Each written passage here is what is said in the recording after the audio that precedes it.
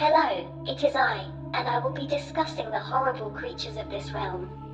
This abhorrent plane of existence is privy to many different creatures that call it home, and today we shall be studying the most common, weak, pestilent one of them all, the Coomba.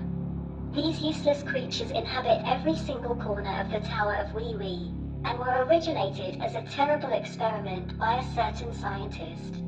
Their anatomy is very simple and also delicate, with only a single punch being enough to kill an average Coomba.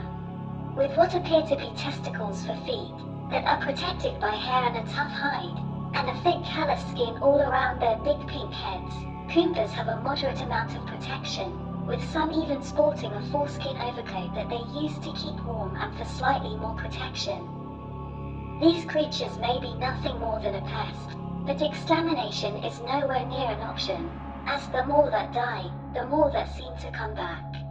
The various levels of the Wee Wee Tower are home to hostile environments, other dangerous monsters, gangs of terrible Wee Wee men and other organized crime members. However, the Coomba is able to adapt to all of these environments, going through rapid evolution and becoming a creature of different stature by the end of it.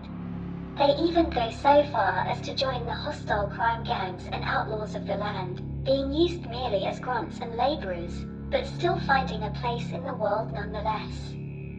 After the experiments that gave these Coombas life, no one knows exactly how they continue to multiply. They are unable to mate or reproduce in any way. The only clues that could indicate any further study lies in level 4 of the tower, where the biggest concentration of them seem to live and appear. No one bothers studying them, and most are used as slave labor. However, some report seeing Coombas sneaking through various crevices in the walls of level 4.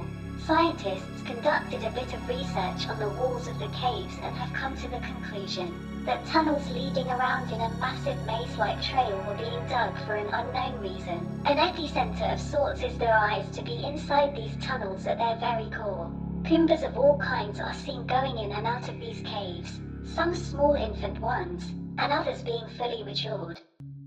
However, the Coombas considered jumbo-sized have been recorded to no longer enter these cave tunnels, appearing to be too big and have seen seeking a greater purpose, usually followed by other Coombas.